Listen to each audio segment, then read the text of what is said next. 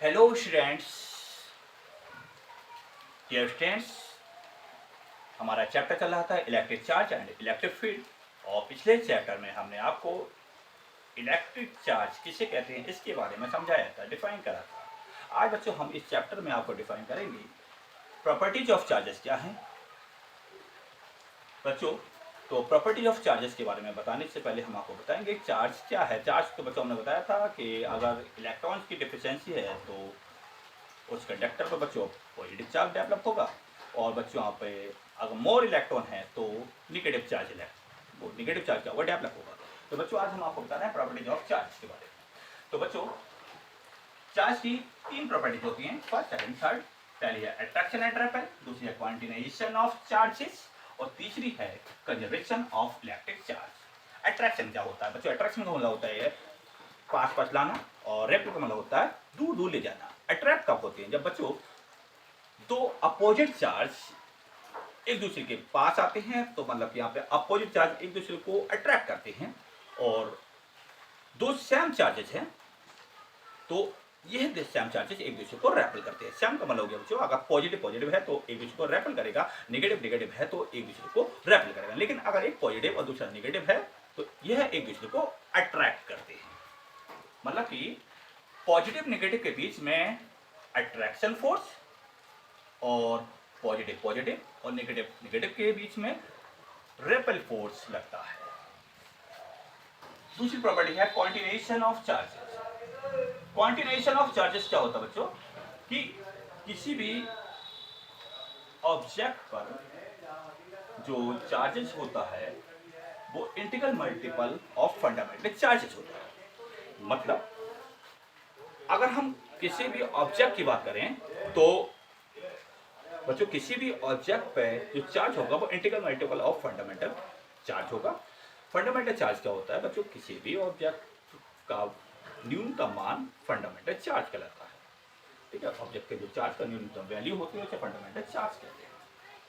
तो electric charge of an object is integral multiple of a fundamental charge, that mean Q equal two plus minus ME। तो किसी भी object पर जो charge होगा वो बच्चों पॉइंट में नहीं होगा, रेशनल नंबर्स में नहीं होगा, मतलब कि कंप्लीट नंबर होगा। एक कंप्लीट बच्चों मल्टीपल होगा किसका? फंडामेंटल चार्ज का। मतलब कि अगर किसी पर भी चार्ज होगा तो या तो बच्चों plus e plus 2E plus 3E minus e minus 2E और माइनस 3E की फॉर्म में होगा। तीसरी प्रॉपर्टी है बच्चों conservation of electric charge. Conservation का होता है बच्चों जोड़ना, संरक्षित करना। ठीक है, तो इसकी प्रॉपर्टी क्या कहती है बच्चों? Charge can neither be created और nor be destroyed, but charge is transferred from one conductor to another conductor. That means charge को बच्चों ना तो हम डेवलप कर सकते हैं, ना ही इसको बच्चों आप खत्म कर सकते हैं, परंतु एक कंडक्टर से दूसरे कंडक्टर पर हम इसको ट्रांसफर कर सकते हैं। और amount of charge is an isolated system remains को, मतलब कि यहाँ पे किसी भी बच्चों सिस्टम का जो टोटल चार्ज होता है वो ऑलवेज कांस्टेंट होता है। मतलब कि एक ऑब्जेक्ट हमने यहाँ पे P लिया, दूसरा ऑब्जेक्ट क्या लिया, Q लिया, उन दोनों को आपस में रब करा तो कुछ बच्चों इलेक्ट्रॉन A से कहाँ चले जाएंगे? B पर चले जाएंगे। तो A पर इलेक्ट्रॉन की कमी हो जाएगी, B पर अधिकता हो जाएगी, लेकिन चार्ज थोड़ी खत्म हुआ, चार्ज तो बच्चों यहाँ पे ट्रांसफर हो गया। तो जो टोटल चार्ज ऑफ सिस्टम क्या होगा बच्चों? कांस्टेंट रहेगा, मतलब कि कभी भी डिस्ट्रॉय नहीं होगा, खत्म नहीं। बल्कि charge can neither be created nor be destroyed. The total amount of charges and isolated system remains constant and charge is transferred from one conductor to another conductor. बच्चों अब हम आपको बता रहे हैं कूलम्ब्स लॉ के बारे में। कूलम्ब्स लॉ क्या है? कूलम्ब्स लॉ बच्चों दो स्टेशनरी चार्जेस के बीच वर्क करता है।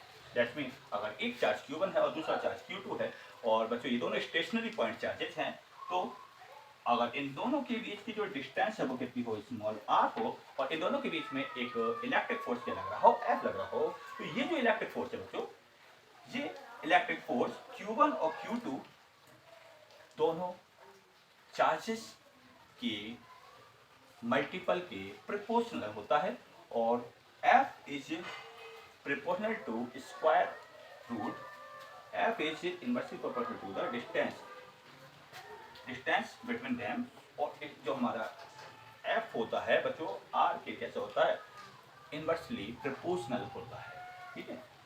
तो the force between to the stationary charges is directly proportional to the magnitude of both charges and inversely proportional to the square of distance between them.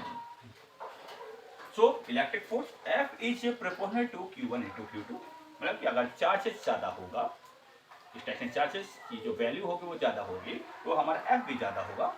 और अगर बच्चों distance ज़्यादा होगी तो F हमारा कम हो जाएगा, क्योंकि F is proportional to Q1 Q2 और F is inversely proportional to 1/r²। मतलब कि F जो है इनवर्सली प्रोपोर्शनल है R। देखिए दोनों को हम क्या करेंगे, कंबाइन कर देंगे, तो कंबाइन बोल दें F is proportional to Q1 Q2/r²। और ध्यान रखिए बच्चों, जब हम प्रोपोर्शन साइन को हटाते हैं तो हमारा एक कांस्टेंट आ जाता है, वो कांस्टेंट क्या है, 1/4πε0।